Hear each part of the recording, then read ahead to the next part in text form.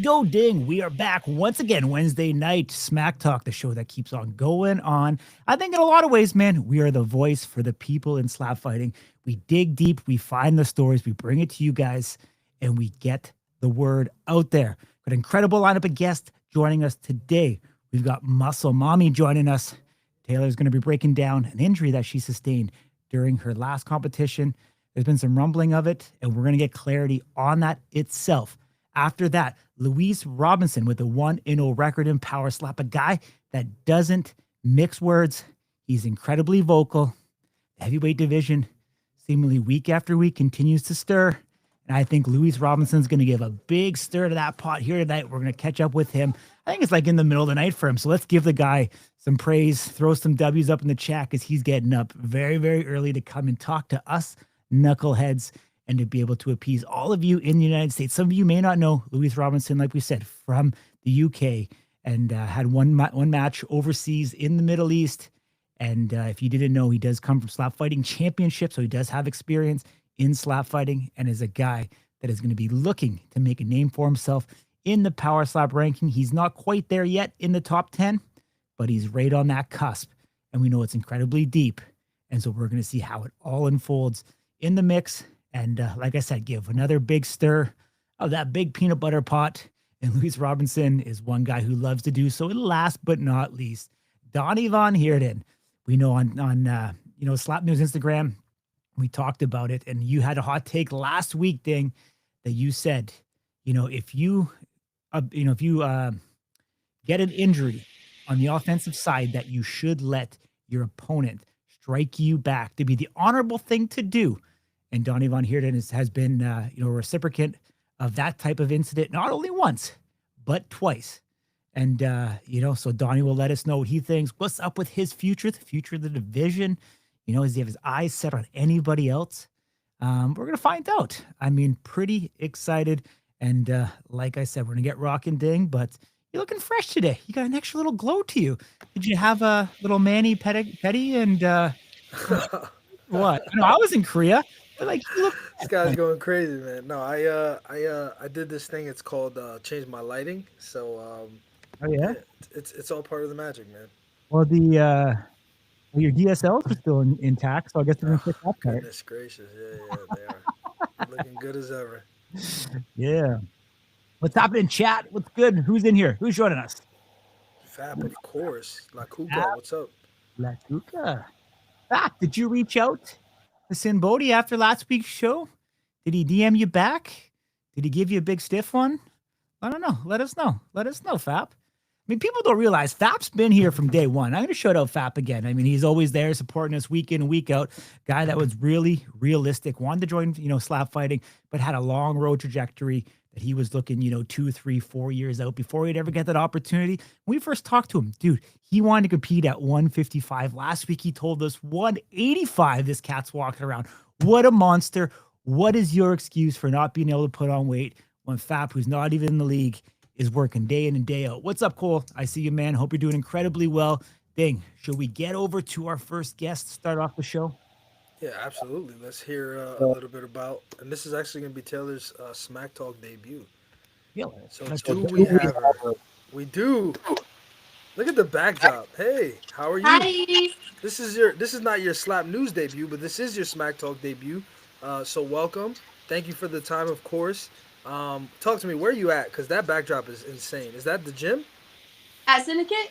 Yeah. Is that what it Yeah, looks like? this is the conference room where like all the fights and stuff goes down. So I feel kind of cool to be in here. No, it's nice. I like it. Look at that Yeah. Ultimate Fighter poster. You got Keith Jardine and who's that? Yeah, look at that. Even more recent ones: Jessica Ival, Shevchenko, Chuck Liddell, Rich Franklin, Ken Shamrock, I think. Yep. Man, oh man, that's awesome. Got a lot. Yeah. All right, How little are behind you the scenes guys? look at Syndicate. We're doing well. How are you? Is the better question. I actually just got off of work. So I'm doing Oh, there well. you go. Okay, Yeah. well, thanks for the time. We appreciate it. Going from work to talk to us is definitely not what I think everybody's first pick would be, but thank you very much again for the time. Let's get right into it. So, I mean, you debut. You're supposed to debut in June against Jessalyn Michelle. Some stuff happens with the medical clearance on Jessalyn's side. She's not able to compete. You're kind of on the shelf. Don't really know what's gonna happen. They're telling you, you know, we're targeting October, whatever it is, but there's no definitive answer. We get closer. You find out. All right, we're gonna rebook this match. Same exact opponent. Now you get back in the camp. You know, prepare for your match. You get up there. You win, right? Yep. You take your shots. You look good doing it. Thank you. But there's something that happens after the match that I don't know that the public knows about, and it's something that Power Slap's still kind of trying to, I don't want to say trying to figure out, but Power Slap's still, it's still new to Power Slap, right? Injuries in Power Slap, we've seen, I think the most viral one is obviously Chelsea Dotson, you know, having her nose broken. We've seen quite a few orbital fractures at this point. I think more recently we've seen a little bit more than usual. But you had an injury that was neither of those. Talk to us about, one, what was the injury? How did that happen? You know, and why are we just hearing about it now? I fractured my wrist right here, and I slightly displaced it. So it's been 8 weeks now. It's actually feels a lot better. Like I can move it, but like I couldn't even turn my wrist in. I couldn't do nothing. Like I couldn't put it forward, couldn't put it backwards, could do nothing. So I haven't even been training. Actually, I haven't been doing nothing. Ding, you had your opportunity to beat Taylar at one point in your life. Now she's back to healthy. You can never beat her again, my man. Yep. I'm already ready. Like I heard that there might be a card in January, and I heard there might be a card in March. I want to do both. I'm ready to slap. So, but actually, you know what's super crazy? I think I fractured my wrist with the first slap. Like, cause I hit, cause like I didn't like follow through with the slap. You can kind of tell like I just stopped. I was in so much pain. Like you can't tell, but I was in so much pain, and like in my mind, I like have all these thoughts. I was like, I need to pull through, and I need to win this. If not, I'm gonna have to pull out. You know. But we got a dub. We won. So, all right, let me get this straight. So you're saying you break your wrist theoretically in the first round. In the first slap, I felt this shooting pain like all the way down to my elbow. It hurt so bad, but like I didn't want to show it. I didn't want anybody to know. I was like, I got 2 more slaps left. Holy shit! I was like, I don't. Hit her 2 additional times with a broken wrist. Yeah. And we got, I'm so sorry, but we got Slapdog, who's fucking, nothing's wrong with his elbow, and he quits. He doesn't want to continue. I don't get it. And Taylor slaps somebody with a broken wrist. Man, I mean, I don't know that. I mean, I think, first of all, I think the fan base is going to have incredible respect for you more than they probably already did, just being that. I mean, I've never heard of such a thing. Most people get something, they get their face broken and they continue. Nobody on the offensive side that we know of has broken something, a hand or wrist or anything like that, and continued to strike twice. I mean, that's what legends are made of. Yeah, no one even knew. I didn't want to. Like, I didn't want anyone to know, like, how much pain I was in. And, like, looking back at the video, no one would even have known that I was in so much pain. But I was like, I did it. Nobody knew. I've never heard this one time. Yeah. That's insane. I mean, listen, I admire you. That's incredible. I mean, talk to me about, so you said it was not only fractured, but it was also displaced. Yeah, like slightly displaced, like the bone within itself. Like it sticks out like a little bit, like right here. It sticks out more like compared to this one. It's like flat. So that's your ulna that you broke? Huh? Is that your ulna that you broke? Or your like what's the bone, the name of the bone? It's like styroid. Interesting. Okay. Yeah. And it was a whole paragraph. Did you have to be in a cast or anything? Yeah, I wore like a brace for a little bit, but I barely wore it. I've been like, okay, I'm like, is it healing? The only way I can tell if it's healing is if I could do a push-up or a pull-up, and now I can do both. So it's in 8 weeks. Yeah, it's been 8 weeks. I haven't been able to do no MMA, no fighting, nothing. I was actually gonna fight the same week as Power Slap, but my manager said no. You would have done it before Power Slap? Yeah, I was gonna do a Muay Thai fight for Arena Wars at the Orleans, but they were like, no. They're like, you're crazy. No. So can you see this? He pulled up your match. Yeah. So we can't play any audio, obviously, for copyright reasons, but we can. I was so ready. Look at me. I'm like jumping. Yeah, you're like all I'm hyped about to go to a fight. Oh, I was so ready. Next slap for sure. I'm definitely gonna like have more reactions. Because the reason why I didn't have so many reactions within the slap is because I was literally in so much pain. Talk to us right here. Talk, through this entire slap. So right now I'm like, okay, I'm thinking like accuracy. Like, where am I gonna hit? I want to feel this. And I really wanted to just be so perfect with the slap, because I didn't want to hit too high or too low. There we go. And see how my arm is so straight? I'm going to practice more with having like more of a bend so I can follow all the way through. Because if you see my arm is so straight, and I feel like that's how I broke it too, it's because I had like nothing and I just went boom. See how I like just stopped? Yeah. Extension almost. Yeah, I was going to say, you kind of hyperextended. Look at my elbow. Oh my goodness. Yeah. It hurts so bad. I'm not even gonna lie to you. I literally I wanted to cry, but I was like, Did you tell your coach at least? No, I didn't say nothing. I was like, we're getting this. You're not. I mean, you're not favoring it. Nothing.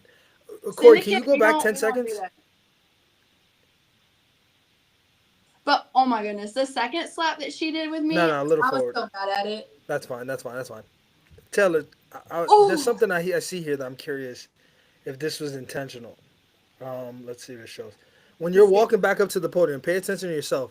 You almost like mimic choking yourself. Is that your way of gauging where to put your neck? Look. Yeah.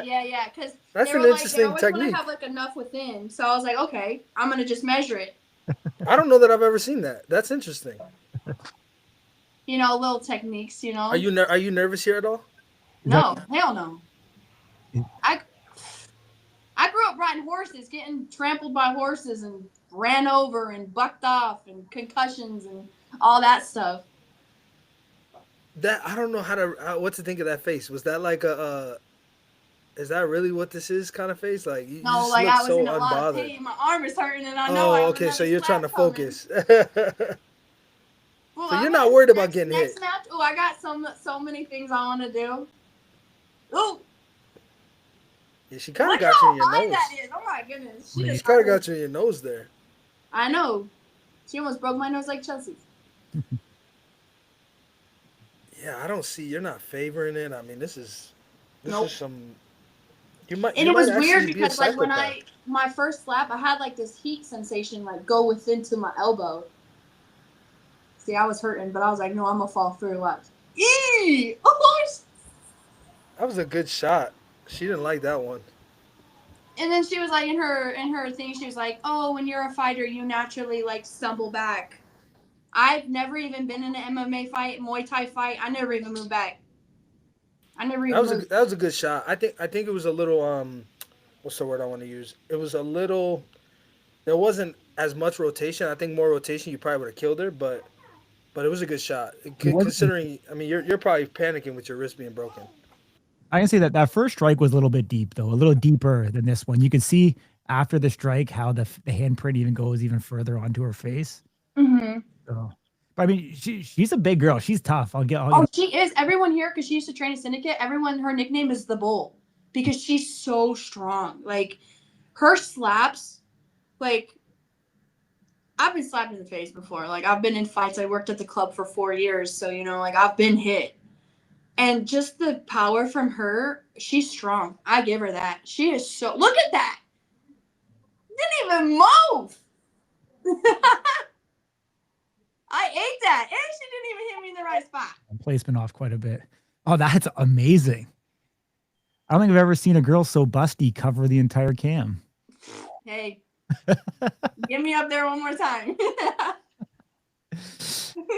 That's the wrong angle to go at, but... I know, you can't even see my face. Jessa Michelle, yeah, I'm sure you can visit her at some other establishments in Las Vegas, so don't worry. She actually came into my job after the slap. Oh, nice. And how'd that go? It was nice. She gave me flowers, said she wanted to be friends. Really? I haven't seen her since. You'd be giving her flowers? I know, right? Oh, okay. That slap was beautiful. If I would have done that the first one, I mean, it's kind of like a little bit of the hand, but she ate that shit. I'm still pretty blown away that you were doing this all while you have a broken wrist. And then like So after the in slap, theory, like, making it worse in the process. and then like after the slap, like like when they like going to announce like the winners and stuff, I was like to her, I was like, you want to go again? You want me to slap you again? No, I I was think ready. I was I ready think to you slap and her. Lauren Wise is what makes sense now at welterweight.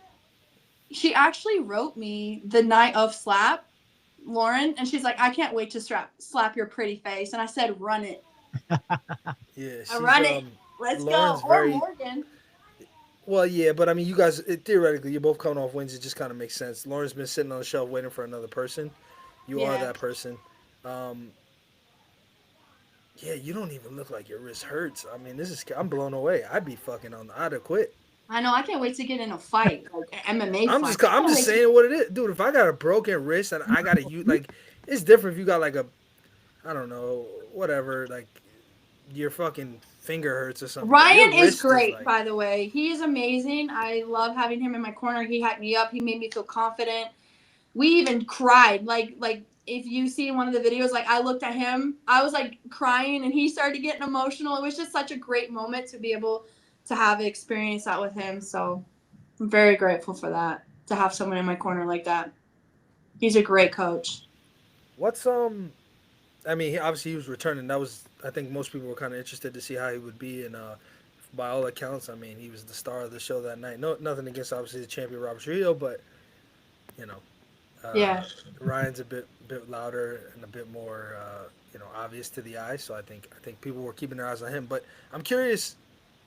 Syndicate obviously being a massive MMA gym in the Vegas market, very well known, especially for athletes who are traveling coming to the area to fight. There's a lot of big names, right? I believe Marab's, one of your guys. Yeah. And there's Nazim.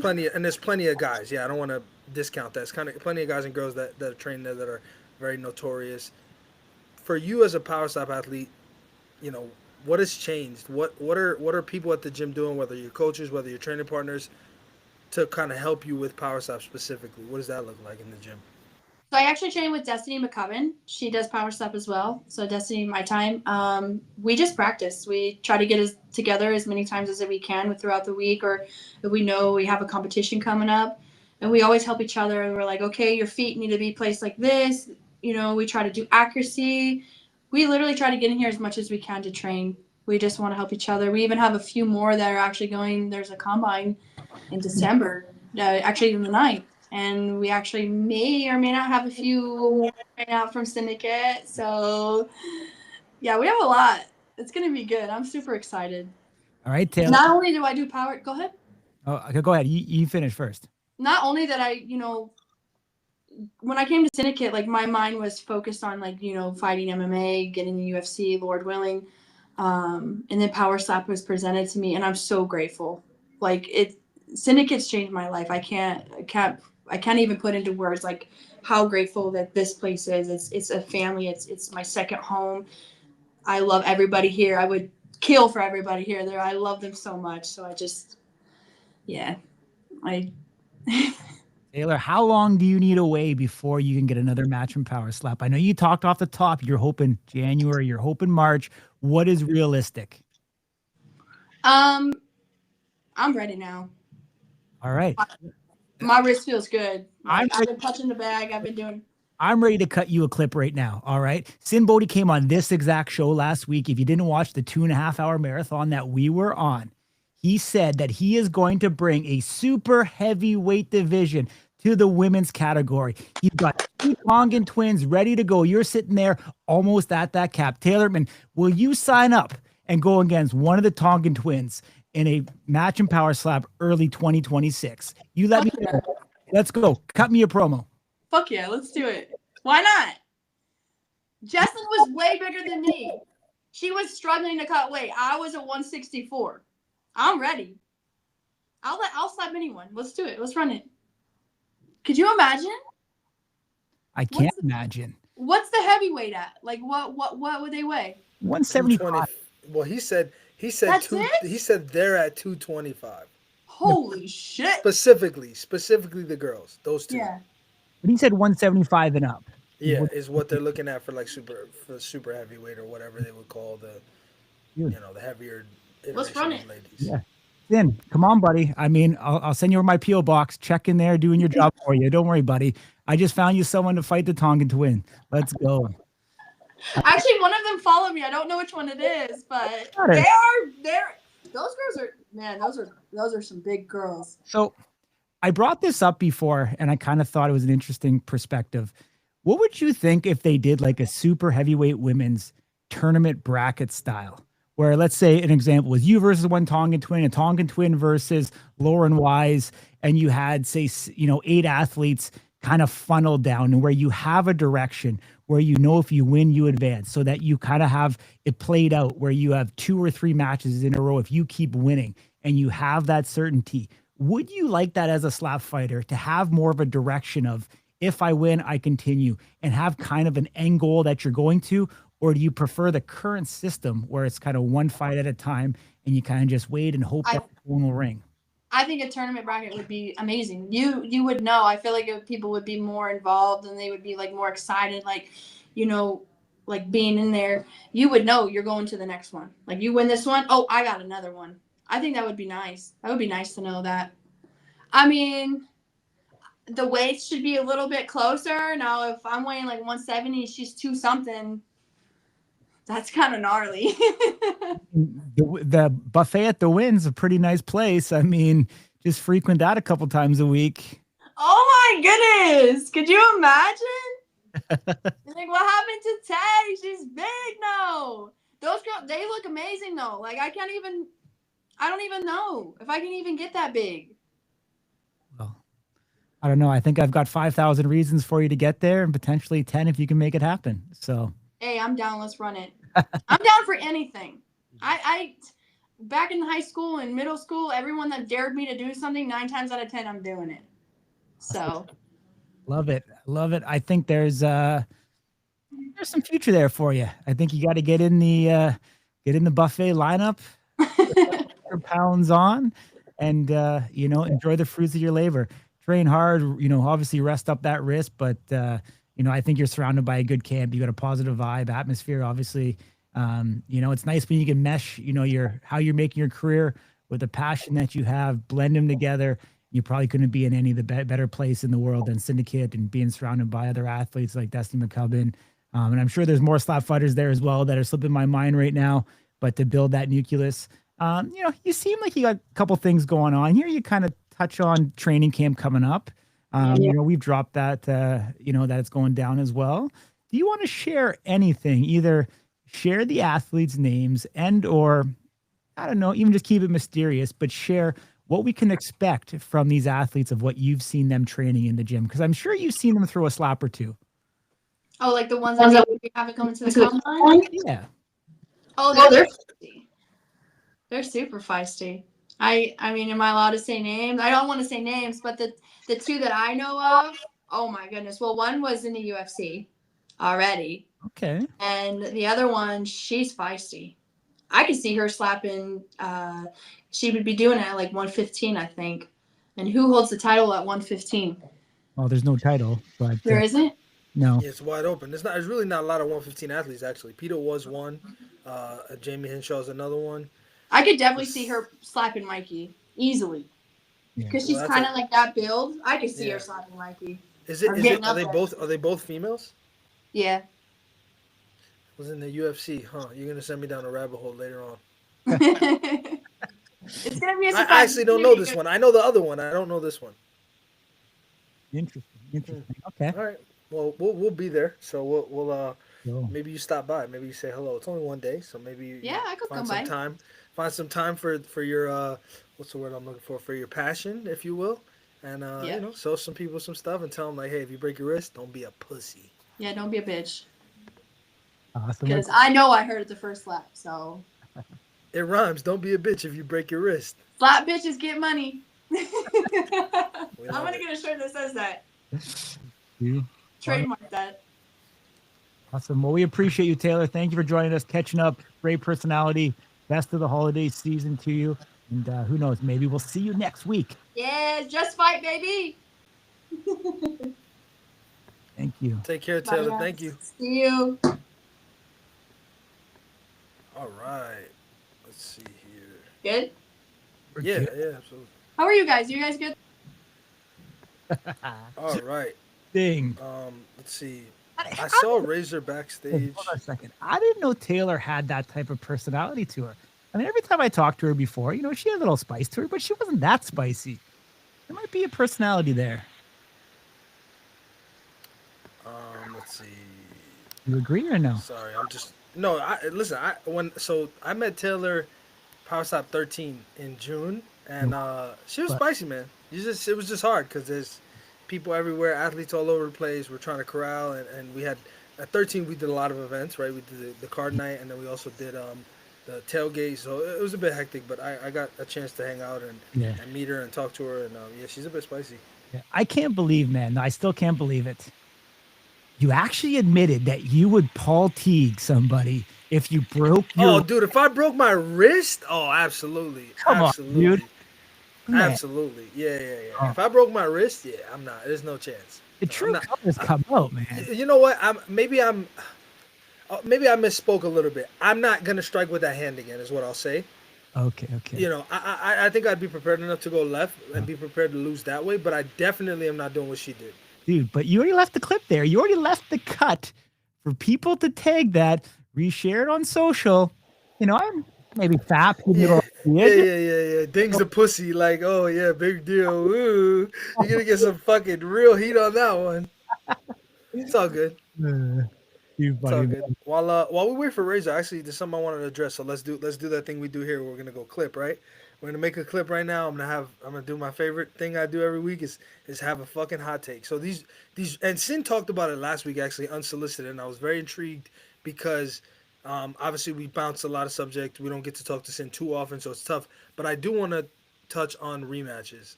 I hate rematches. I hate rematches because if the same person wins twice in a row, you are essentially nullifying any opportunity for the other athlete. We've not seen this sport is too young for you to be pitting this. Let me look at Dakota McGregor. Look at let's see what other examples are. Brandon Bordeaux, Isaiah Quinones. They did a trilogy obviously, and it was 1-on-1, so that worked. But where you have guys who just go 2-0 against the same person, like I mentioned Dakota McGregor. Who else has had that issue? Chief and Darren. The Chief and Darren. Well, that one's now got an asterisk on it because the second match was the PEDs and the turnaround. But up until that point, right, it's like, how do you justify putting these guys up against each other a third time when you don't have that situation happening? I'm curious what you guys think. I think it's pigeonholing somebody. I think it's putting them in a predicament that they really are going to have a tough time getting out of, and you almost force them up or down. It really isn't something that I like to see at all. And I think this culture of like, I want rematches. I know we just sat down. You did, Corey, with Wolverine, and he wants to kind of put a stamp on the match against Allen and kind of do that again. I disagree. For a lot of different reasons, but I think number one is, what do you do with Allen if he loses? He can't be a light heavyweight anymore as long as Wolverine's at the top, and it just doesn't make sense. That climb back isn't something that I think makes sense, especially given kind of the I guess the tenure or the shelf life of a slap fighter as we predict it to be. But I'll shelf that conversation for after our next guest. It is very, very early in the morning for him. It is 2:30 in his local time. The guy on the left is a child molester, folks. Don't follow him, please. I don't know who's on the left of your screen, but I can tell you, neither of us are child molesters, bro. But thanks for being here. I don't know if you're trying to get a rise out of somebody or what, but all good. Nevertheless, 2:30 in the morning for him in local time. He debuted at Power Slap 17, a former BritSlap Heavyweight Champion. He is Lewis the Razor Robinson. Is he there? He is the man in the hot seat. Hello. Thank you, sir. Good morning. Yeah, thank you. Good morning. And we appreciate the time, man. I'm so sorry that there's a bit of a time difference here and that we're keeping you up, but I really, really appreciate the time. I think it was important for us to chat with you. First things first, how are things? I'm going to say across the pond for both of us here in North America, on your side of the world. It's all good, running on fumes and Red Bull at the minute, but we're getting there. Did you stay up or did you go to sleep and wake back up? No, not a long woke up anyway. The little one needs feeding, so this is just routine at the minute. There you go. All right. But it works out nicely. So let me ask you this, first things first, because I've heard it said both different ways. So some people call you Luis and some people call you Lewis. What's the proper way to say your name? Lewis. Lewis. Okay, that's what I thought. All right. Yeah, I had Louis, Louise, Luis. But it's Lewis. It's Lewis, It's yes. as English as it comes. All right, awesome. And where exactly on that side of the earth are you from? I'm from Manchester, England. There you go. Okay. Good old Manchester. Yeah, UFC's been to Manchester, so I don't think it's As so indeed. out of the realm of possibilities that we can make our way over there. And some nice arenas over here, definitely. Be good to see. Yeah, absolutely. So first, I think this is the first time we're chatting with you since your match at Power Slap 17. So Yeah. definitely, congratulations are in order. I think you had one of the most emphatic debuts anybody could have. I think you lived up to the proverbial hype. I think you represented BritSlap incredibly well, and I think what both your manager and the guys at your promotion have said, you absolutely cashed in and kind of proved. Yes. What were your initial thoughts on kind of what your performance, what things were like compared to how you expected, and sort of how the evening unfolded for you? Yes, obviously, I kind of knew what to expect in terms of the fight itself. A slap fight's a slap fight. It doesn't matter where it is. The big difference was obviously the pressure. Like you said, I was representing BritSlap, representing England, if you would. So I felt that pressure a little bit more going into this one. But once you get past the lights, and the bigger stage, the bigger promotion, it's all the same. Slap fight's a slap fight. It's 1v1 in it. It's no big difference in that regard. The only difference I noticed was the podium. I've seen people saying there was a podium backstage to practice on and stuff, but there wasn't. So when we got out there, it was kind of raw.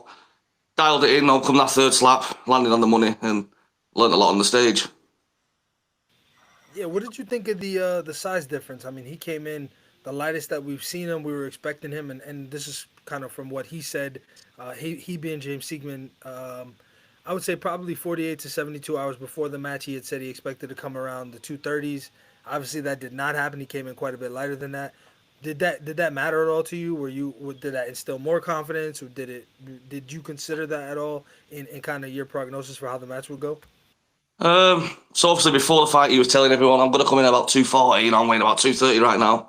When he did that interview with you guys last, so I was thinking, right, I was about 244 at the time before I flew out, so I was feeling good. And then when I seen him, I thought, you look ill. so I felt a bit more confident. Obviously, he's the online bravado kind of drops when you see him in person. And when I seen the energy changed, I thought it's going to be an easy one. Yeah, James Siekmann's an interesting cat. We've seen him. Corey, you may have to help me. I don't remember. Actually, I think it was when he fought Nate. I believe when he fought Nate Bernard in Abu Dhabi at Power Slap 9, I believe they were on the same flight at some point in time. And I think he was sort of trying to poke the bear a little bit and maybe annoy Nate. And there might have been some little bit of engagement, and the promotion told him to kind of cut the shit on the way there. To that end, when you saw him in Saudi Arabia, I think for those of you who haven't been there, my belief is, and you can correct me if I'm wrong, Lewis, but you guys are a lot more. You guys are together more often because it's a smaller place. You're there representing wherever nation you're from. Everybody's collected, and you're kind of trying to stay together because you're doing something specific. A lot of the time, you're doing promo pieces at different, venues or events like, Ferrari World and things like that. So you have I think the ability or the opportunity to run into each other or be into the same common area more often than maybe you might be in a Las Vegas or somewhere where people are a little bit more explorational and adventurous. Did you run into him during fight week? Was it often? And what were those engagement likes? Did he do anything that I would call kind of like a James Siekmann signature? He definitely tried, a few times. He was because there's nothing to really do in the area where we were, so you're kind of stuck in the compound of the hotel. So we bumped into each other a few times. He actually come and sat down while I was having a meal with a few fighters, and he tried running his mouth there. Didn't end up good for him. He ended up going home. So I think he realised he can't bring the same energy online. When you're in person, it's a bit harder to do. So he tried to do his normal James Siekmann type of things, but it didn't last long. Yeah, and I mean, you took a liking to a few heavyweights. Obviously, you have a platform that I'd like for you to talk a little bit about with Carl Glennon and Ryan Kenny. Yeah. those guys are in your division. So you kind of chose guys that, maybe one day the promotion might call and say, hey, I actually think you and Ryan Kenny make sense next, right? Both coming off of wins. Yeah. And now you're kind of building this relationship with this guy where you guys are doing, and I'll let you kind of illustrate what that looks like and what the platform is, but theoretically a weekly or periodic, podcast where you guys are talking amongst each other. So one, what was the thought process? And then two, of course, like I said, talk a little bit about the platform. What's the goal? What people can expect, Yeah, so obviously Ryan came up with the idea, Ryan and Carl, we should start a podcast, from the inside, maybe as fighters, because that perspective kind of gets left out. So he started the Slappy Hour podcast.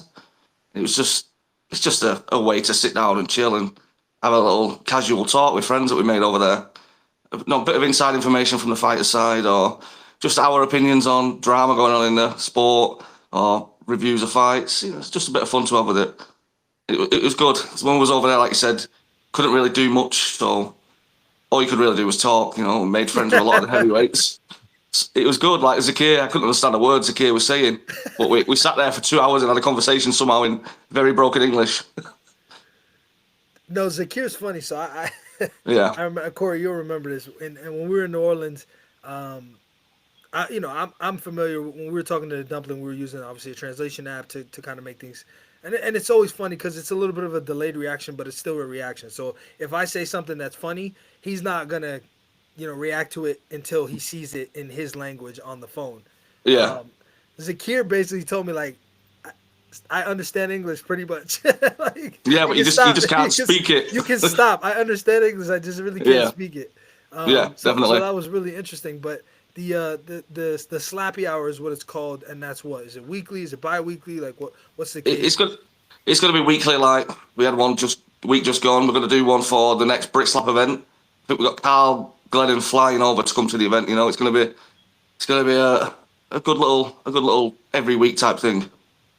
Very, very interesting. Well, congratulations. I think that you are. I think you're correct. An inside perspective is definitely one that there's no platform per se that has athletes at the forefront of it. So I think it's important and it's valuable.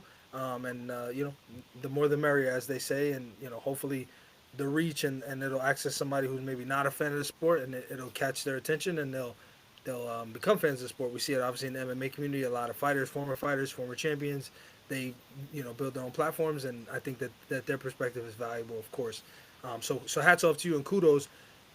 The second part of my question, though, if Ryan Kenny or Carl Glennon is the name, like, are we gonna have a little bit of a problem, or we've had this conversation, and if it does arise, it's strictly business. There'll be no bad beef. We'll get up there, and best man will win. That's kind of the vibe we're going with. There you have it, and obviously you guys represent 3 different nations, so I think that piece of it is interesting. I mean, you're in this honestly probably. I mean, season 3 ended. It was I think tail end of last year is when season 3 kind of wrapped. It was right before 9, so it would have been like September if I remember correctly. I actually think the beginning of October is when the season actually finished airing, and at that point you had Wes Meno was new, James Siekmann was new, Pono Paul was new. Forgive me if I'm forgetting a person, but Ryan Kenny, Johnny Magnar, Juja Singh, yourself, a lot of these top guys who are in the division now didn't exist, and so you came into this division just kind of, I guess, by coincidence at a time when it's extremely dense and rich with talent. So although you had what I would consider on a live card to be an incredible debut and an incredible performance across the board, you didn't find yourself, getting a spot in the rankings. First, what was your thought on that? And second, what kind of ladder do you put in front of yourself to sort of get there, being that you have so many talented athletes in your division? Personally, I think at this point the rankings, they just don't exist unless you're the belt and you got the belt. You shouldn't even care about rankings because they're so political at this point. You got Juja Singh, 1-0, fought an unranked guy.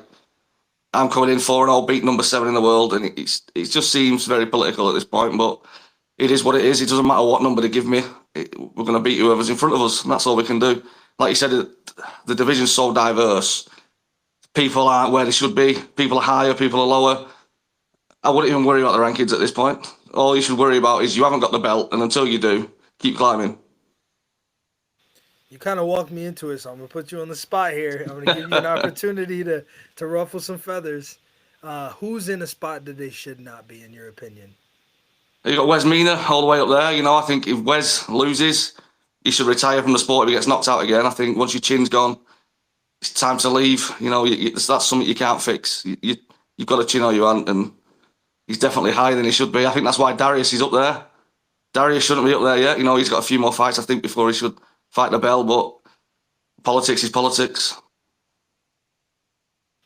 There's got to be more. If you're saying Wes and Darius, I got somebody else in my head that I You've got to.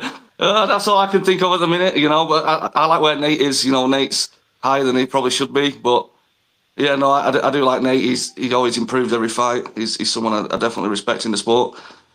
Dorian, I don't even know what you call Dorian anymore. Number one, he just seems to be, that's his spot. He's never going to be lower, but I don't think they're ever going to give him a title shot again. It's a weird spot at the minute. And like I said, Jujhar Singh for me shouldn't even be in the top 10. It's just an insult. Talk to me about that. What about that is insulting?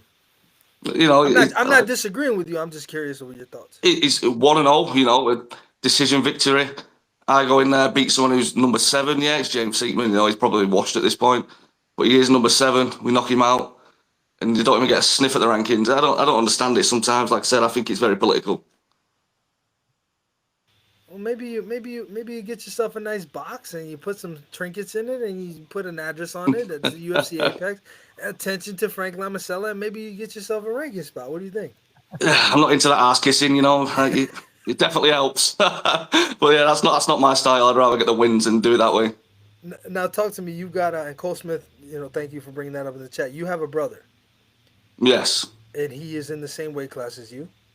He's dropping to heavyweight. Yes. But so he's bigger now. He was like 140 kg his last fight. 280 plus 90. Okay, all right, and he's dropping a heavyweight. Mm-hmm. Is he planning to come to Power Slap? Have there been talks? I think that's always the end goal, isn't it? If you're in this sport, you're always looking at Power Slap because if you will, that's the Premier League of the sport. So I think that's his goal. Yeah, like he's 2-0 at the minute. Broke his opponent's jaw in his last fight. He's definitely got power. I think he'll be over here if he gets another win or two, definitely. So what are your thoughts? I mean, we haven't seen brother versus brother in Power Slap, and to be honest with you, I don't know that I really would like to ever. But I do think if you have two guys who make it to the top of their division, I think Crazy Hawaiian and Hawaiian Hitman were very close. The saving grace was that the Crazy Hawaiian, of course, lost, and that gave the Hawaiian Hitman an opportunity to sort of slide in there without them ever touching one another. But either somebody's got to get out of the division, or you got two guys at the top, and you got to kind of figure out what's the right thing to do. Dana was a little uncomfortable when we were trying to kind of push that. Then once I realized, like, these guys aren't really going to try to hurt each other because they're brothers, I was kind of like, yeah, nah, I think I'm out on that as well. Like, I'd almost prefer that they don't compete. But I do believe that there is a world where you have two guys who've been fighting their whole life, that they're brothers, and they kind of, you know, they're like, whatever, if you're going to pay us to do it, we'll do it. And they make it to the apex of the division. How do you, in just your own vision, I guess, for the future, for not only yourself, but also for your brother, how do you avoid that from happening? If you guys are both top guys in the heavyweight division. Yeah, so I'm in a spot where, you know, I'm not at the top end of the weight. So if that was to happen, I would drop down. You know, if we got there, obviously I'll race there to the belt first if that does happen. But I wouldn't fight my brother. Like you said, it's a bit iffy. And I think blood's thicker than money for me. I wouldn't fight my brother, no. I could drop down, fight for a belt there, you know, let him have his run, see what happens. I always got the opportunity to put the weight back on. I like being a lighter heavyweight, you know, I like the speed. It's something that helps. That's my advantage, being small and having the speed. But I don't think he could drop to light heavy. You know, he couldn't do a Crazy Hawaiian. He is a big guy. So I think that'd be me dropping down. Yeah, so what do you make of that? I mean, this whole time we've been, the Crazy Hawaiian's last match was at Power Slap 11 in January in Saudi Arabia. I would say he got hurt in, I think, like June. I think the end of May is when we announced that he had gotten injured. Everything that we had been told up until this point, even from him, was that he was going to heavyweight. Last week, he drops a bombshell. I'm not going to heavyweight. I'm going to light heavyweight. I've already talked to the brass about it. It's happening. Yeah. What did you make of that? Did you know? Were you tracking it? Does it Um, matter? Like, I is was, that a fight that you kind of wish you could get? yeah, I was following it. You know, he's someone I would like to fight, Crazy Hawaiian.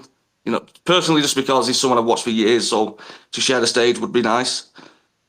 I think it'd be a good opportunity. You know, let's test your chin at 220 before you drop even more, because that chin's going to be affected losing all that weight.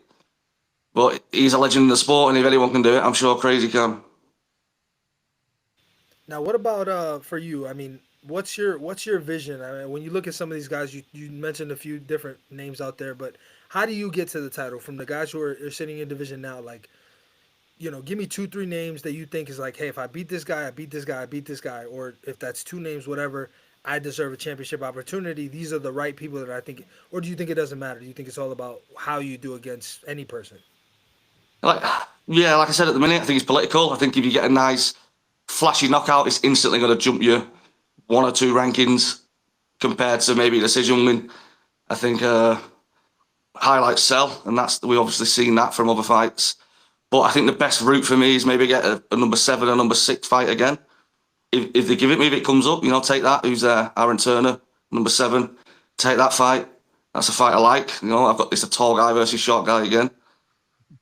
Then we go up to what? This is number 5. It's Pono. I love Pono. I think he's a great guy. Take that fight. Go to number. Where's Wes? Where's Wes sitting now? He's number 4. Retire Wes from the sport. I know Darius is number 3, and so I believe Wes is number 4. Yeah. Yeah. So even Darius is another one I watched for years. That'd be a nice fight. It's the options are there. It's just whoever they give me. I'm waiting, just waiting for a fight at this point. So you mentioned that. Oh, go ahead. Sorry. I'll say the first name that you said, Aaron Turner. So I think, there hasn't been a lot made of this yet. And I'm going to bring it up, and I mean it respectively, but you're all of 5'7". Aaron Turner, Yes, sir. 6'7". A full height difference. I know we talked on the interview, and I think, people didn't really get into it, and we didn't really bring a whole lot to it. But I mean, being somebody short in the heavyweight division, you talked about the optics, you talked about the angle, you talk about the button. Like, do you think you have the hardest button to hit in the heavyweight division because of the totality of all those metrics? I think if you're taller, definitely, because you're coming down onto a window which is so small. Like if you watch the James fight, he clipped my shoulder. James is quite accurate, he's definitely got good accuracy. And two out of the 5 slaps was clipping the shoulder. And that's a big area to hit.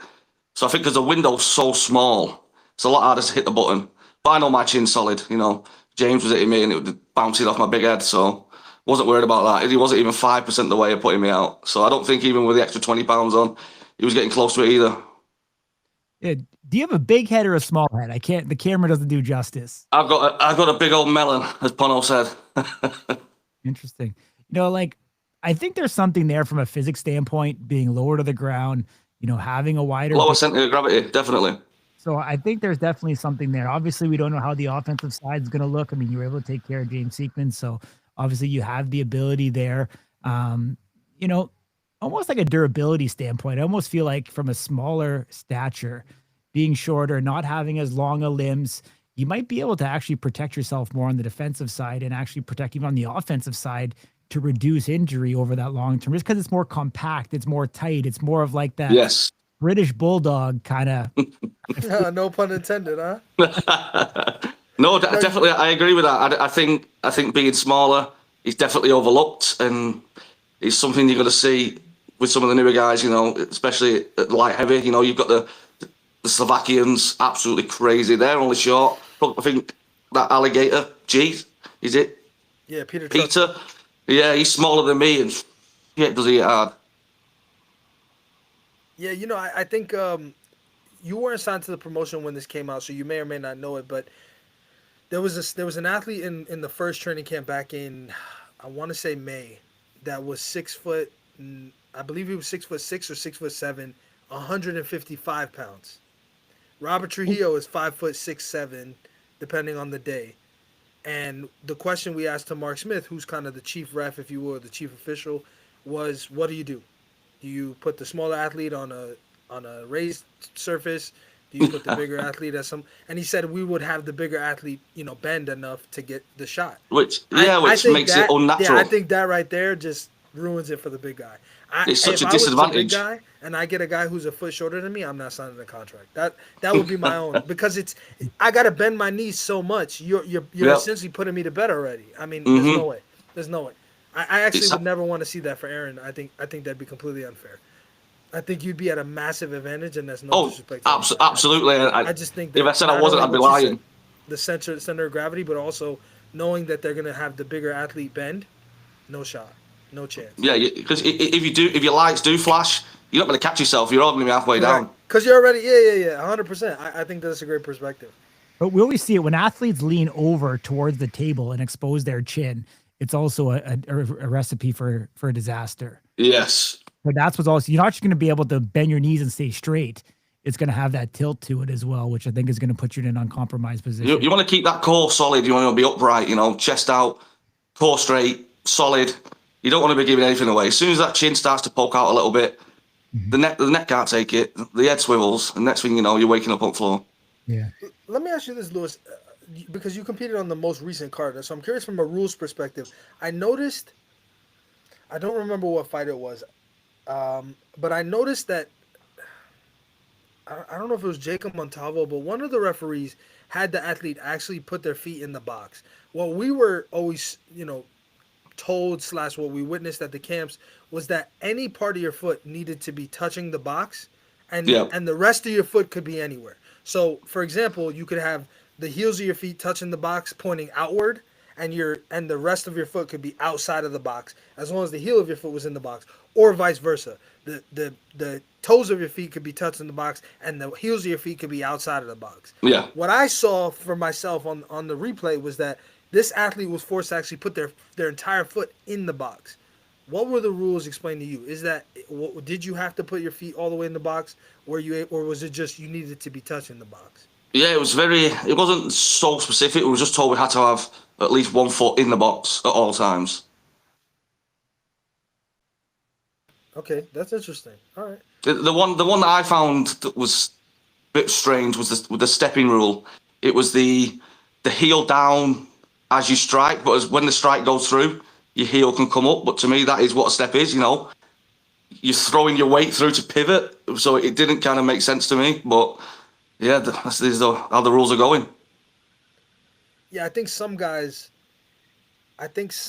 utilize the sort of post slap or the after the strike mixed connection or mixed contact. Like Aaron Turner is a good example. Aaron Turner will literally lift his entire foot, turn it like he's doing ballet. But he does it in a manner that once he hits the person, he just lets everything else go. All the discipline, everything. Yeah, but you're still using that same momentum on the follow through. So to me, that still should be a step. But I'm not writing the rules. Yeah, absolutely right. Some people that load their front foot and then transition the weight as they do their strike. Yeah, it's in the Middle East as well. But that's you've got to take what you can. It's like me with my role, the defensive role. You've got to try and find everything you can to get an advantage in the sport because it's so simple at its core. If you don't find these little things, you're not going to be at the top. Yeah, I mean, if you ain't cheating, you ain't trying in a lot of ways. I mean, when the rules said and they ain't following it. Something like that. Something like that. I got something for you, Lewis. I think it's going to be pretty funny. I'm going to put a picture on the screen. And do you think you are this guy in the power slap heavyweight division? I don't know. I can't see that. No, I don't know.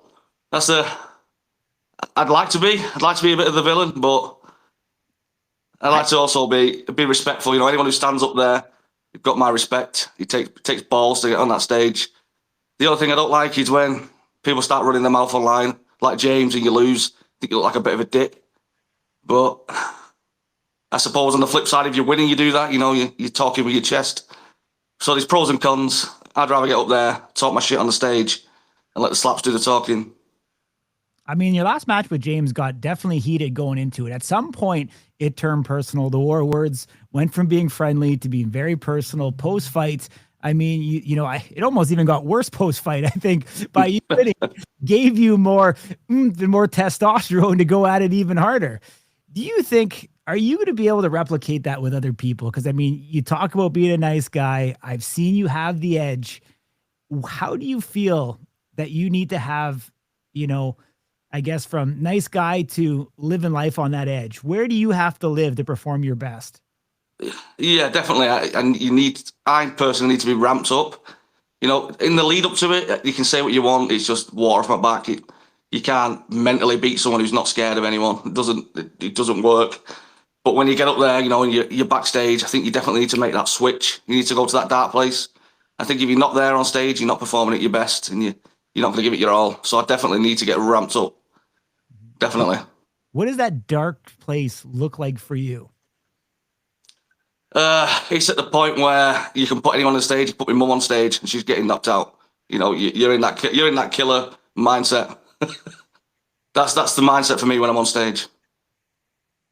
Understood. All right, Luis. I mean, we appreciate you joining us.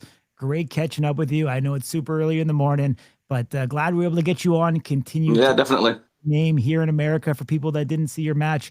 Head over and watch it. Luis is a guy all of 5'7". 40 We got the short guys. But I am going to say this, has a very unique opportunity, I think, to find a niche and be able to propel, because people will, one, underestimate him because of his stature. Two, they will not realize the height discrepancy and how to find that button. And I think three, I think you've got a good skill set. You've got experience, obviously, from Slap Fighting Championship. And I don't think for too long people are going to, not know your name. I think you're going to make waves in that heavyweight division. So I appreciate you for coming. Yes. And I echo the same sentiment for Dig. Thank you. No, thanks for having me. And you'll see me very soon. Let's go, my man. And congratulations, by the way. I don't know if that's public, so I won't say what I'm congratulating you for. But no, yeah. So yeah, it's public news, but thank you. That's big stuff, man. Is that your first child? No, that's my third and final. So, we've been on this roundabout a few times now. So how old are your kids? Got a 10, a 4, and a newborn. And you wanted to do it again at 10 and 4? Wow, that's impressive. Well, it wasn't planned, I tell you that. Accidents happen. You won, and then she was like, she couldn't get her off of you. Yeah, something like that. Well, good to talk to you, man. Thanks so much for the time. Definitely. Thanks for having me, guys. And we'll talk soon, and we look forward to seeing you and what's next for you. Cheers. Thank you very much. Here's the Razor, Lewis Robinson, ladies and gentlemen. See you later, guys. All right, man. All right. We're on. I mean, we're. I don't know if on time's the right word, but we're whatever. I mean, I don't know what we told Danie, but I believe we are on time actually. So. I mean, 7 past here, but hold on a second here. I got to say something though. You know what? Here at Slap News, I think one of the important things that we do is that we are giving slap fighters the opportunity to be heard and have a voice. And to have athletes like Luis Robinson come on our show overseas shows not only the dedication that he has for the sport and how much he values our platform, how much he values the North American audience, which primarily makes up who is watching our channel, whether you're watching live on YouTube and or Facebook, or you're watching the playback. I mean, for these athletes, you can see the heart, the determination. It's very cool to see how Power Slap is kind of creating, these other countries through Europe, through the Middle East, through Asia, Africa. And I mean, we got a big South African coming on here momentarily, but it's really unique to see how this is taking shape and taking form.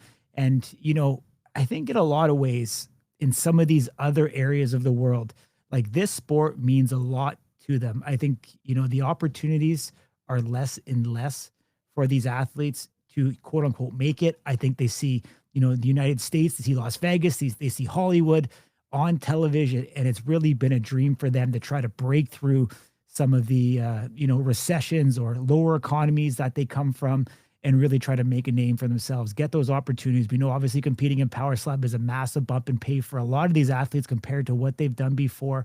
And I think guys like Luis Robinson are doing a lot of really good things to set themselves up for the future. And I'm actually really excited to see how he stacks up against some of these other heavyweights as it goes forward in the top 10. And I think there's no reason why he can't get a top 10 opponent the next time we see him in Power Slap, whether it's in the Middle East or in America.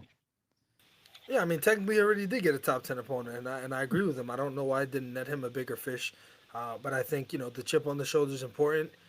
no matter how you feel about the rankings, at the end of the day, you're gonna get a contract. There'll be a name on that contract. Most people will say yes to that name. They'll go up there, they'll perform, they'll win or lose, and then what'll be, what will be, and so or what will be. Excuse me. So I think he's got the right mindset. I'm very interested to see what his future is going to look like. Of course, like I said, in a very talent-rich heavyweight division, and if we rewind before the coincidentally the insertion of Sim Bodie, Mhm. heavyweight wasn't that exciting. It was you had maybe the top seven or so was exciting, and then beyond that, it was kind of like pretty lackluster, sort of like where welterweight is now.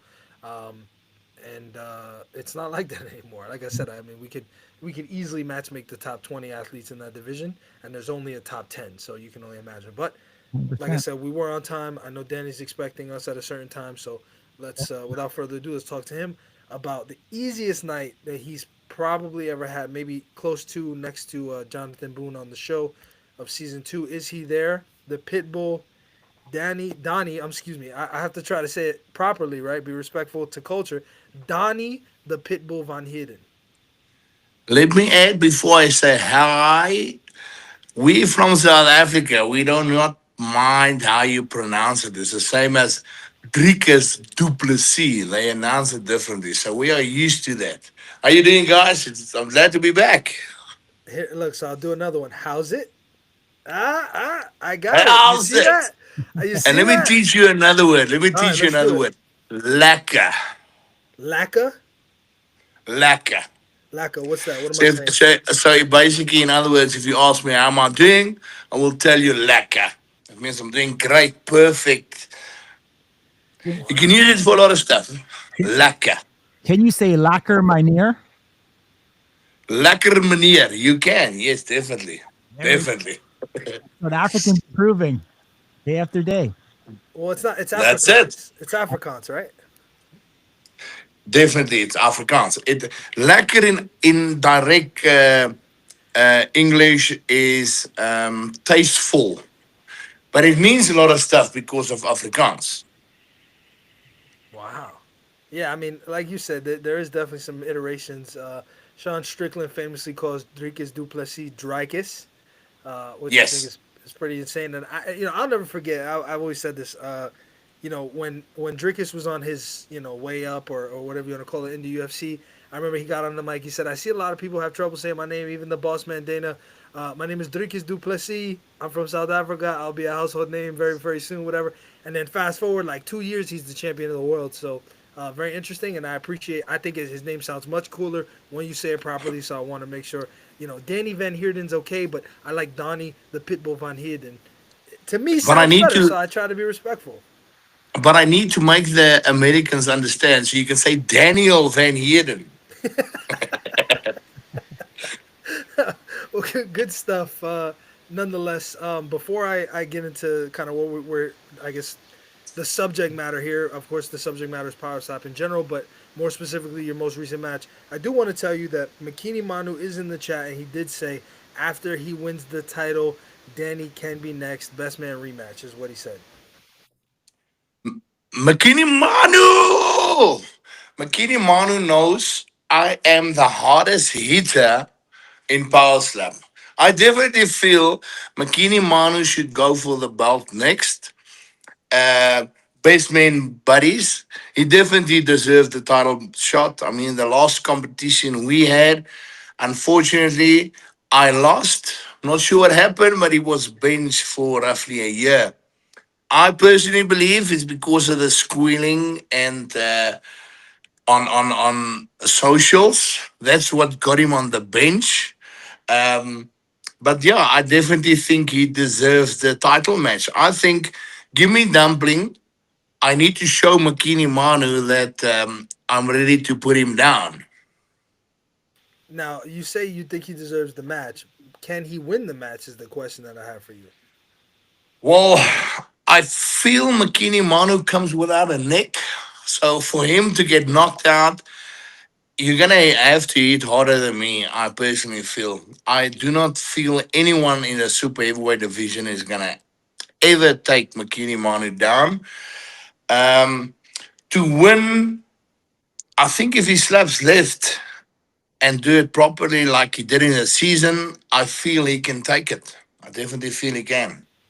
So you don't like his right-sided slap? Personally, out of my experience that we've seen in season two, I think his right slap is softer. I did Interesting. not All right. feel the left. Did not feel the left, but I was there when we were training, and I feel his left is more powerful, more dangerous. Very interesting revelation. I think I'd like to know what McKinney thinks. I 100% agree. Okay, there you go. So McKinney Mano agrees with Well, you. So you're right. also, also another thing in the season, McKinney Manu slapped left. He did not even lift his foot by an inch. So I think he's very dangerous slapping left. So, um, but I think because he's seen the stats and he has seen my left side can take more than my right side, he stayed on the right hand, which I'm thankful for, because I don't know, maybe he would have got a knockout, but. I definitely feel McKinney Manu should go for the belt, and I definitely feel he can take it. Feel so. There you go. All right. Well, that's a hot take there. Makina Mano beats the Hawaiian Hitman for the Super Heavyweight Championship, according to one Danie Van Heerden. So, good stuff. I am curious though to move on to kind of your most recent competition. Very unusual, but not a place, and you sort of reminded us of this, but not a place that you're unfamiliar with. It happened to you during the season against Jonathan Boone. It happens once again against Slab Dog, which you guys are obviously season two, mates, if you will, or whatever you want to call it. And there's a lot of history. You guys were supposed to compete on the season. That didn't happen. There's been a lot of chirping back and forth on social. Matches happening for you mostly. He competed once. At some point, it just made sense, right? They put you together. You get the match. He hits you, hurts his elbow, and decides, you know what, like I'm not going to continue here. Doesn't allow you to strike back, so you are the winner by TKO. Um, I mean, give me your initial reaction in general to the whole experience. I'm sure you have a lot to Well, say. first of all, me and Slapdog was never friends. I mean, never. I think that guy is so delusional. I'm not sure what's going on with his mind, but in any case, I only started chirping him back once we got matched up. And once we got matched up, he got silent as hell. So I think his data was up. But in any case, yes, it happened in the season. He slapped the bob. Same thing. They told him, you know what, let's wait for the results on the arm. He's like, no, no, no, I'm scared of Donnie. Take me home. And I actually felt he's going to do the same when we get matched. So I think he's glad he won the coin toss, the coin flip. So out of a fighter point of view, no fighter want to win like that. Personally, when I go to the table, I want war. So if I put you down, like Kalani, I dropped him. He got up. He showed me heart. We had war. I dropped me. I got up. I showed him heart. I had war. At the end of the day, for an athlete, that is what you want. Or for me personally, I want to come to the table. I want war. I want you to bring your all. I don't want excuses. I don't want the my arm type of stuff. I mean, he could have borrowed my arm if it was so painful. I think he would have had a chance to maybe knock me out if he borrowed mine. But then again, out of a fighter point of view, um, I feel it's wrong because you still got your left arm. So according to rules, you still got your left.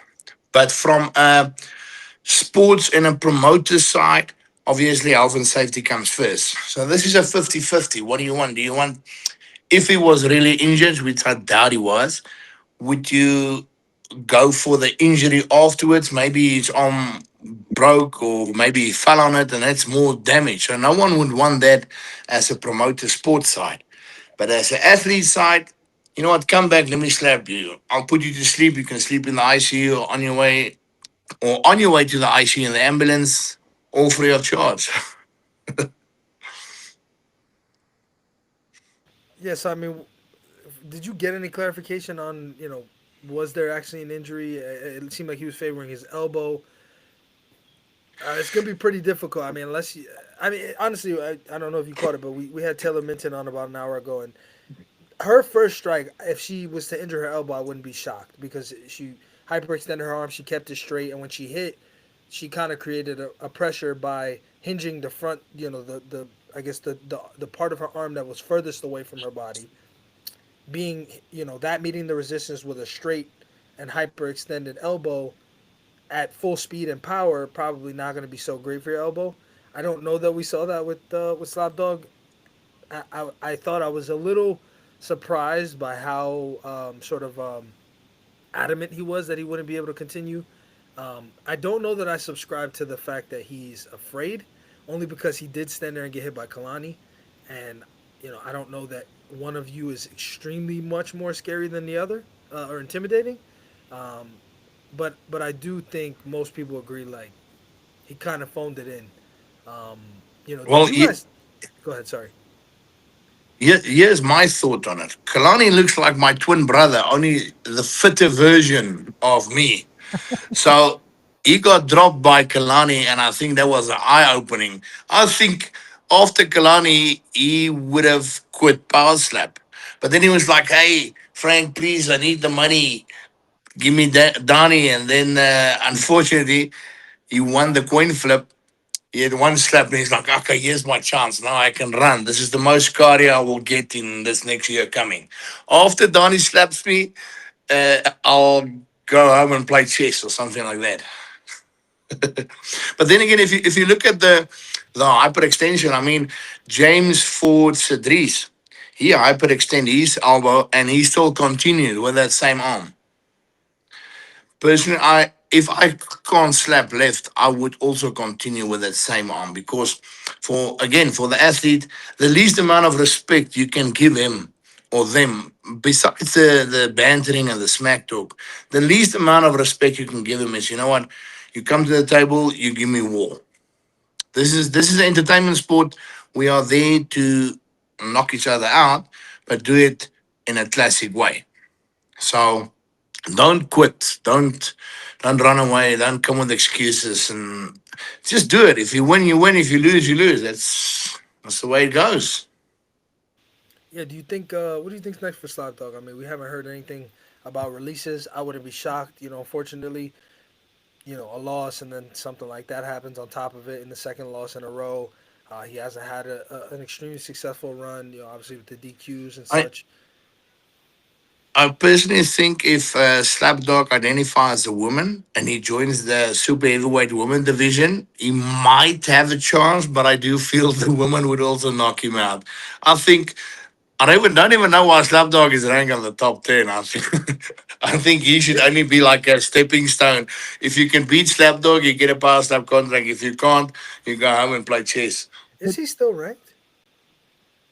I'm not I sure. think so. Okay. Hold on, I'm But looking. the amount of talk, I mean, come on, Donnie. You and He's not. Slapdog talk for an entire year, and to come out and have that performance after all the shit in the chat here on, Slap News and, infamous across interviews. I mean, this was like one of the most heated rivals. This is like rivaling like Manny KO Chris level crazy that went into this match.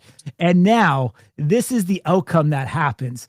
I mean, could you even foresee or for a fathom for a second, and we'll get into kind of the future and what holds and what's happened in your career in a second, but like for it to end that way, like, do you feel like you need to fight him in the parking lot or something at this point? Like, To be honest, if I wasn't a sportsman, I would have, because this is like you have all this hype. So imagine being a fan and you've got all this hype, and you come to war, and it's like a match being like, "Oh, done, go home."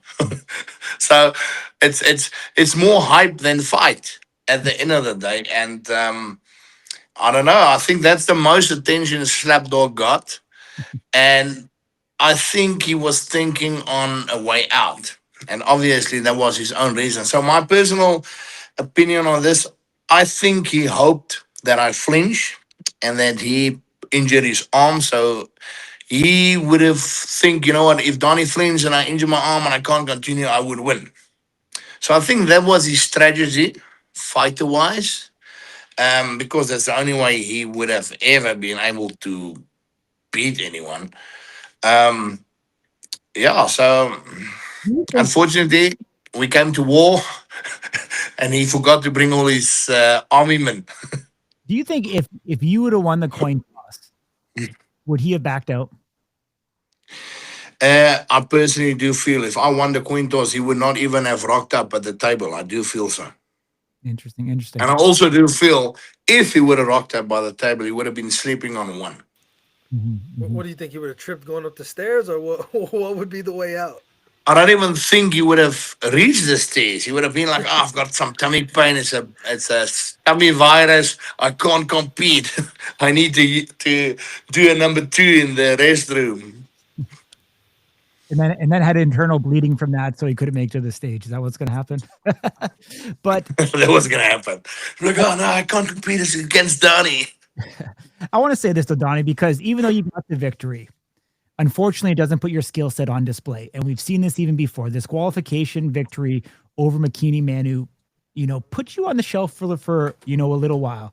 And then you come with a guy like Kalani, and things didn't go your way that night. And then we see you come in with Lorenzo. This is kind of like, hey, okay, does Danie have it once again? Let's see him show out. You don't get that opportunity. We've seen before, guys, and I mean, you were a KO machine very early on. Your first 2 matches, you had TKOs, and then it's kind of been a mixed bag of tricks. Disqualifications, haven't been able to really display your full skill set. Do you feel that this match, the way that it went, is actually going to hurt you from propelling you forward? Yes, I definitely do feel so, because I feel Power Slap rank you on your knockout percentage. It might be true, it might not be true. I do not feel they rank you on your wins and losses. Unfortunately, I did not slap back. I feel it would have been a knockout, and obviously that's what Power Slap wants. They want knockouts. And yeah, so I definitely do feel this win hurt me more overall than what a loss would have hurt. So hopefully, then again, I fought all the guys on top of me in my division, but the champion and but the dumpling. So McKinney shown us, what, the dumpling is beatable once again. That's the only other guy I did not fight that's ranked on top. The lower rank guys, well, if you need someone to test their arm, if they hyperextend their elbow on me, sign them up. But yeah, if I can call it the dumpling, what, he's the legend of the sport. So give me the dumpling. I was going to ask you, what do you do? Because, like you said, McKinney Manu seems to be the next man up for a shot at the title. The guy that you lost to by disqualification. Dumpling, you haven't touched. The Crazy Hawaiian still up there, but obviously we know he's moving down to the light heavyweight division. Kalani right in front of you. Obviously, you have a loss to him. It almost seems like fighting back in the rank, and I'm just going to say, even after coming off this victory, is inevitable for you at this particular moment in time. There's a couple interesting candidates. I'd love to get your take on some of these guys. So obviously we have Juicy Fiao and as well as Cedrice. What are your thoughts on those 2 prospects? And would you welcome or favor one of those over the other should they put a contract in front of you in early 2026? I would definitely take any one of them. I think Cedrice would knock out early. He can't aim. He's got no power. Yeah, Cedrice is just there. Because Cedrice knocked out James, and James looks like my other twin brother. Besides that, he cut his hair now, but I think Cedrice, I would knock him out. Juicy, I think that would definitely be a match. He has never been dropped. He had a couple of fouls on the slap, same with me. So I think me and Juicy would also be a perfect match. But yeah, I think Power Slap is building him now, so they would want to give him easier fights. So, yeah, well, Juicy as well. But if I need to pick between Juicy and Cedrice, the easiest knockout would be Cedrice. A war would be Juicy. So both of them I'll take.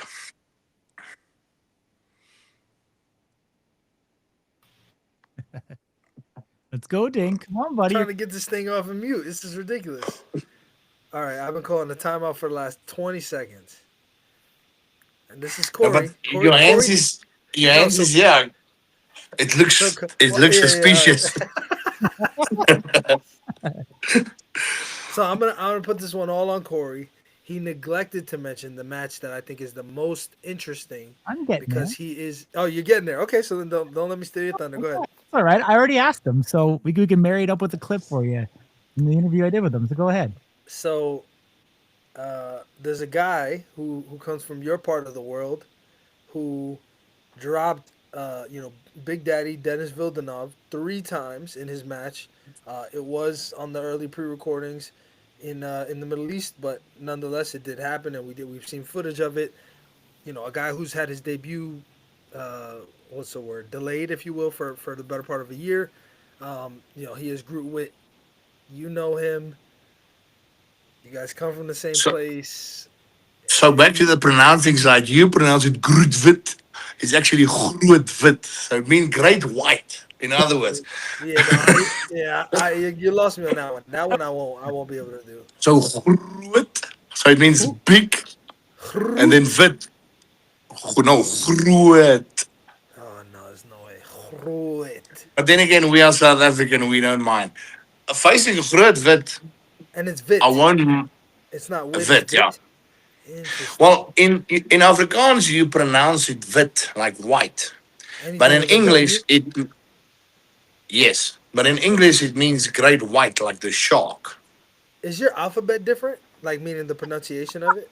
Well, we've got a lot of Don't make it different weird. words. I'm trying to It's like, learn. so we've got door. For example, we've got door, like a normal door. We call deer. And then you got a deer, which you call a deer. We call deer. So, and then if you walk through the door, we What's call the it difference deer. between the two words you just said? I didn't hear any difference. So it's deer, deer, and deer.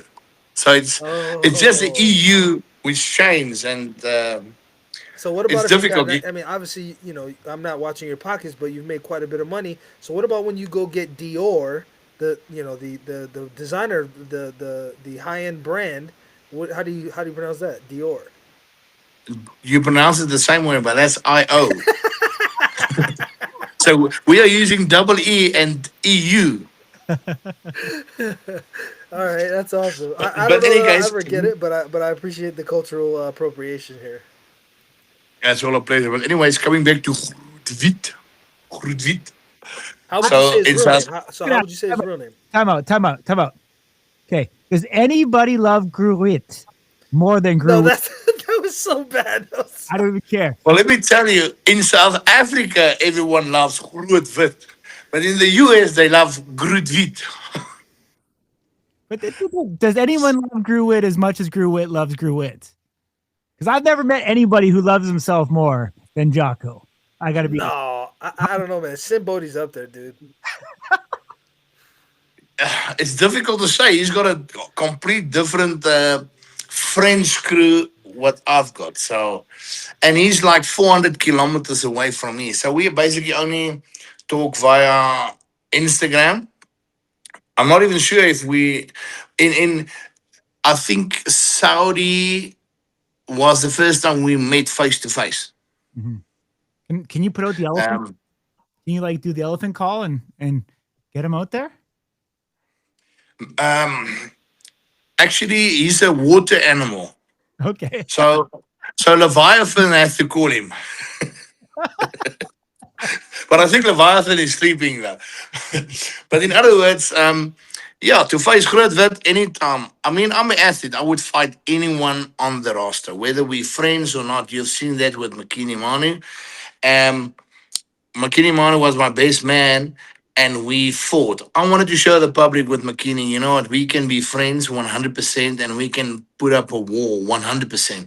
Unfortunately, Makini Manu cried on that one and they didn't continue it.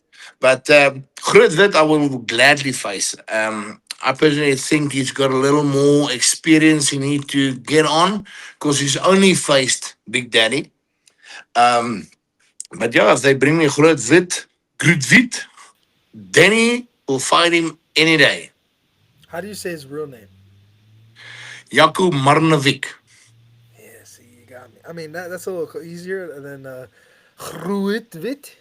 I don't know if I got It, that. it also comes down to spelling. So some guys can't spell it. They like Yaku, what do they call it? Yaku. I can't even think. But if you can't spell, it's a different thing. You need to be able to spell. Spelling is key. You know, like, with tacos, Slap Danny. fighter spelling makes sense. Mm. Well, some of the guys maybe they can maybe use autocorrect as an excuse, but then you still need to check the autocorrect. And I'm like, ah. Dude, how does Siri ever understand you, Donnie? Like, can you talk to Siri? Uh, I actually talk to my iPhone, Bixby. Bixby understands me, but Siri only understands my wife. It does not answer when I talk to it. Siri tells me you need to form your words. Buddy. I love it, man. But I know you say dumpling. Do you think we actually see him back? Like for a guy that's done everything he's done and where he's at right now? I do feel we would see him back. I mean, he's the legend of the sport. For him to go out would be a shame. So I think he's a legend of the sport. He's the icon of the sport. So I don't think he would leave us though. I feel he wants to face everyone and show them, he's the best. Or he can stay up there. But yeah, he can't leave us now. Maybe we're messing it up in translation. What you want and what you think are gonna happen are two different things. Well, here's the thing. Go ahead. Yeah. I thought Kalani would come for the title and show us all. And apparently he wanted more money or he's not up there. I'm not sure what's happening. So then again, what you want, what you get, two different stuff. I wanted to slap dog back to the what do you call it? Back to the future, in other words. I would have advanced him in life. We would have been the champion, like Slap posted that thing of him. He would have thanked me afterwards, but yeah, what happened is he ran away and he pissed like a proper puppy, in other words. So yeah, well, let's see. Whoever's up there and they give me that guy, I'll sign against anyone. Yeah, I just don't know what motivates the dumpling. So I'm gonna stay in the stance that I actually, unfortunately, as much as it might suck, I don't think we see the dumpling again. I don't know how you get a guy like that out of bed. Unfortunately, given what he's accomplished, and how to how do you get him motivated to come back and climb that ladder again? If it's McKinney, if it's Hitman, he lost to both of them, so it really doesn't matter for him. It's Well, like, he still need to lose against me. I mean, those can't be the only two guys that said, you know what, we've beaten the dumpling. I want to be part of that, guys. yeah, but you and him have something in common in that you just cannot figure out the Polynesian puzzle. That's the I mean, true he story. he figured out the crazy Hawaiian, one time. But outside of that, it just seems like Polynesians are your kryptonite. You've got to find a Polynesian. Maybe Juicy's the guy, but you got to find a Polynesian to get that. Well, record here's the going. 'Cause thing. right now you're If 0 you 3 look at against polys, man. well, here's the thing. If you look at damage that was given, I'm the only one that took the crazy wine's teeth. I'm the only one that took the champion's teeth. I'm the only one that went 5 rounds the first time with the champions after dumpling. I'm also the only one that make Makini Manu not hear, not see, not smell with 2 slaps. I'm the only one that gave Kalani a swollen face like he gave me. So putting up a performance and damage on the look afterwards, you find me. Yeah, I mean, you missed an opportunity though. You did not slap 200 pounds off the crazy Hawaiian, and I think that would have been the only thing that you missed there. That would have been an ideal thing, but unfortunately, Dumpling did that. But then again, if you look at my fight record, whether it's wins or losses, I mean, Cody Vallo is gone. I changed his career. Jonathan Boone is gone. I changed his career. Kalani, he's not sure what he wants to do. Or he's not sure if he wants to be in and out. So his career has changed 50%. McKinney was on a bench for a year. Um, Slapdog is, I don't know, he's probably gonna try and play chess, but he needs brains for chess. So I don't think that would be good. Who else? Who else did I fought? I Crazy fought. Hawaiian. Oh, the crazy one. I took his teeth. So who? What other fighter can say that?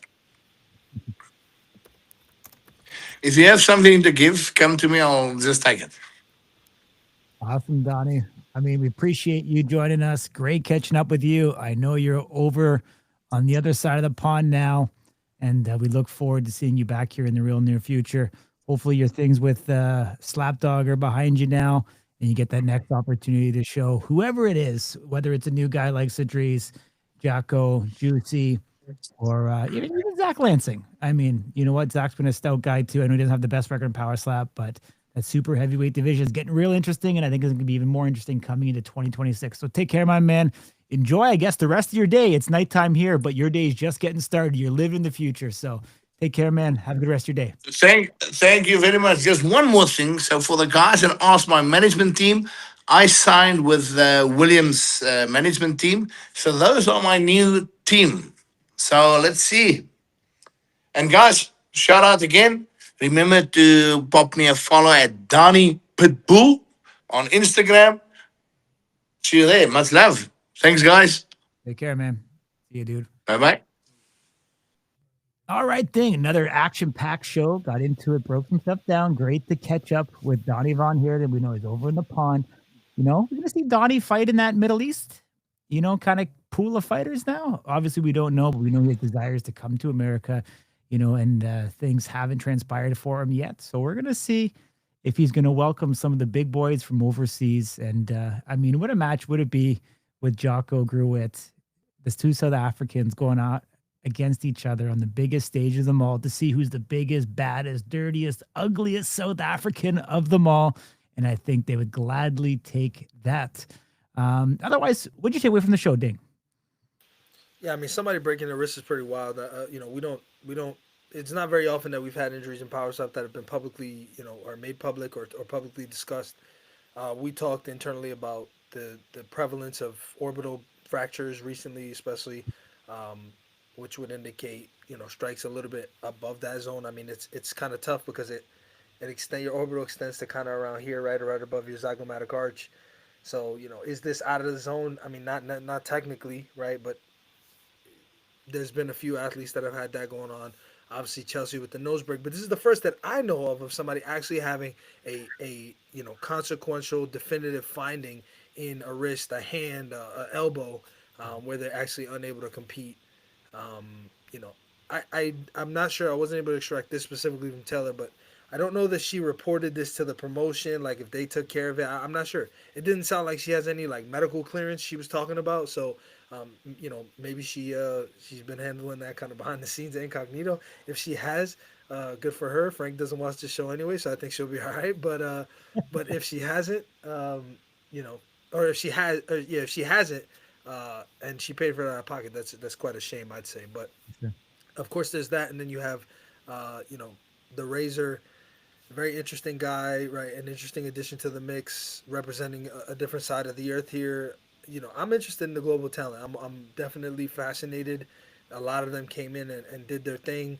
Whether they speak English or whether they don't, they all have different personalities, right? Whether that's Jujar, Buchin, Lewis Robinson, Razor, and probably some guys that I'm forgetting. Even Jujar's opponent, Anatoly, was a guy that I was interested in, and he took most of those strikes well. I think we could see him back. And then, of course, you have all the American talent. So it's an exciting time for the heavyweight division. And, of course, finally, super heavyweight.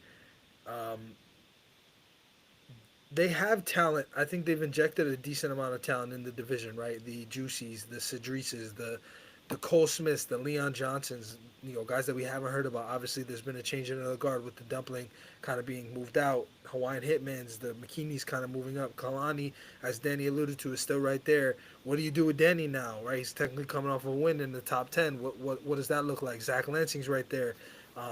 Forgive me, I'm forgetting a few guys. But even James Reddy, right? Like, he went up against Cedrice, but he looked good in the beginning, and then obviously, he looked good until he didn't. Do we see him back? Like, I'm interested to see what the super heavyweight division will look like in the next 90 days or so, or 6 months. But ultimately, I think they're primed and ready. They do have a good opportunity here and a good crop of talent that they really could pick from, should they choose. I think from a expectation standpoint, I actually think the super heavyweights have been surprising. I think although theoretically they hit harder, I also think that they're more durable, and I think that has led to less finishes from the super heavyweights. So I do believe that that's something that they've kind of been like, sort of has been a revelation or something that they've learned as a promotion. So I think that the emphasis that they had at one point in time on super heavyweight, we've seen them kind of step up the gas on that, and I think that's why. For sure. I'm going to allude something though, and it might be a hot take, might not, sit well with, some people. But Power Slap just gave every single fighter on the roster the motivation that they need going into the holiday break and into 2026. If you're a striker who's not ranked in Power Slap right now, you should be incredibly pissed off that they are running a training camp in December. What does that say? It means that the brass of Power Slap believes that the people that they have, the athletes, the fighters on this roster, are not the best athletes in the world, that they are going to go out and try to recruit new athletes to come in. Every single spot on that roster is a limited spot. And if you have one of those spots and you see them going out and bringing in 40 plus athletes, potentially in your division, to come and take food off your plate, to take a seat that you have at the table in Power Slap, this should motivate you. This should fuel you. This should allow you to get pissed off to be able to get up there and work hard every single day so that when you get the opportunity, and we know even 12 events isn't enough events to be able to showcase all of the athletes on the roster. And if this doesn't light a fire under you, I don't know what is. You're not meant to be a professional athlete. You shouldn't be in the league. If you look at this and you see that this isn't a slap in the face, if you haven't had a match in 6 months, 8 months, a year, and you're still sitting on the roster and this doesn't aggravate you, find something else. Pick up tiddlywinks, maybe go read books at a senior home or something, man. You shouldn't be a professional athlete. This should get under your skin. This should motivate you. You should be in the gym every single day. You should be pushing your socials. You should be doing whatever you can to be able to increase your stock, to take it to that next level, because these athletes are coming for you. They're incredibly hungry. You're right. They haven't been slapped in the face yet, but you should be proving every single day. And then when you get that opportunity, that you are the man, that the athletes they have here in Power Slap are better than the athletes that are out there. That's a mic drop. I got nothing on that one. All right. Next week, same place, same time, Wednesday. Let's go, Ding.